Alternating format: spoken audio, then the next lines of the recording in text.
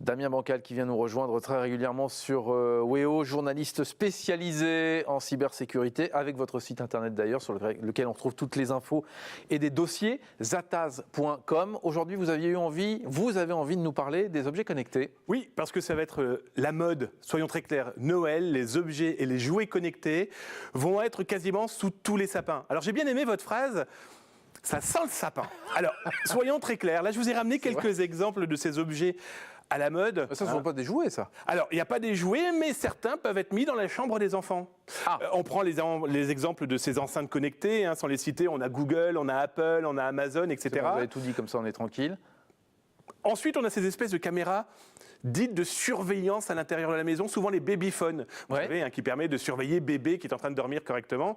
Pour la petite histoire. Le babyphone, c'est juste le son. Là, il y a la vidéo. Ah ben il y a le son. Alors je vais juste la bouger pour pas perturber notre réalisateur. Ça tourne en 360 degrés. On peut entendre ce qui se passe dans la chambre. Donc ça, c'est quand même une bonne chose pour surveiller les enfants, on peut se dire. Ah, moi, je suis un grand geek, j'adore ça. Je trouve ça génial de tout connecter, sauf que on s'est plaint pendant très longtemps de ne pas vouloir avoir un boulet à la cheville parce qu'on est suivi pour tout et n'importe quoi. Là, franchement, non seulement on se met des boulets, on se met une camisole, on se met un casque et on est quasiment cybersurveillé déjà par ces constructeurs. Un exemple très concret, quand vous regardez ces enceintes connectées, mais aussi les jouets. Là, par exemple, notre réalisateur adoré, Cyril, va nous montrer, voilà, regardez comment elle est belle. Elle est jolie. Elle est superbe, cette petite poupée, des beaux, jolis yeux. Elle a été interdite en Allemagne l'année dernière. Ah, d'accord. Pourquoi ? Parce que cette poupée, en fait, est connectée au Bluetooth. Vous savez, c'est ce moyen de se connecter à son téléphone et à l'informatique, entre autres. Eh bien, elle permettait d'écouter les enfants. Et ça permettait aussi de leur parler. Et autant dire que des gens se sont rendus compte qu'il était possible de faire tout et n'importe quoi. Et j'ai un exemple super concret que j'ai vécu la semaine dernière. La caméra de vidéosurveillance que je vous montre là, plein de personnes utilisent ce genre d'outil dans la chambre des enfants. Une maman m'appelle, elle me dit, voilà, j'ai un problème. Je crois que quelqu'un regarde et écoute mon bébé. Comment elle s'en est rendue compte, c'est que la nuit, elle va voir son bébé qui pleure et elle entendait quelqu'un hurler au bébé à partir de la caméra de vidéosurveillance.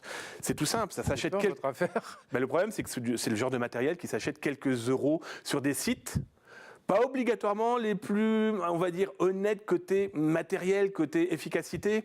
C'est-à-dire que c'est pas protégé, quoi, en fait. Ah bah non, clairement, la dame s'est rendue compte, en fait, qu'elle n'y avait jamais eu de possibilité de mettre de mot de passe. Donc du coup, le pirate a trouvé le moyen, ou en tout cas, ce malveillant a trouvé le moyen. Et après, on a les idiots du village. Concrètement, qu'est-ce qu'on risque en général si on ne protège pas ces objets connectés ? La première chose auquel il faut vraiment penser, c'est que tous ces objets connectés, qu'ils soient jouets ou pour adultes, il y a des jouets aussi pour adultes connectés. J'ai peur de ce que vous avez. Il n'y a pas de problème. Toujours est-il qu'il faut obligatoirement s'inscrire sur le site internet de l'entreprise. C'est vrai que je n'ai pas pensé à ce que je racontais, soyons très clairs. Et donc, on laisse déjà ces données, ces informations. Et quand c'est pour des enfants, mais même pour la famille, rappelez-vous que quand votre objet est connecté, ensuite l'entreprise le sait. Et éventuellement, elle collecte aussi des informations. Oui, mais alors là, je vais vous dire, moi j'ai des amis qui ont des choses connectées comme ça. Ils me disent, oh bah oui, mais moi je m'en fous, ils peuvent connecter, c'est pas grave. C'est pas grave, mais à la condition où si je laisse ce genre de box ou d'appareil ou de jouet dans un coin, eh bien, ça peut intercepter les données. Je vous ai retrouvé 2 documents du FBI, le Federal Bureau Investigation. C'est sérieux, quoi. Scully et Mulder, pour ceux qui se souviennent un peu de la série, ils ont diffusé des alertes auprès des parents, mais aussi auprès de leur personnel, en leur disant « Attention à ces objets connectés ». Un exemple très concret, un agent du FBI qui se retrouve chez lui, il est en train de parler un peu de son travail avec son épouse, sauf que l'un des jouets enregistrait ce qui était dit, non pas parce que c'était fait exprès, mais parce que le jouet était justement configuré pour enregistrer, donc pour retenir et sauvegarder, on ne sait pas trop où.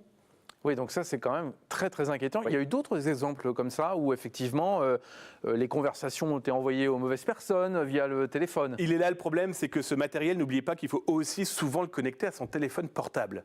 Et donc, du coup, on peut récupérer des photos, récupérer les voix.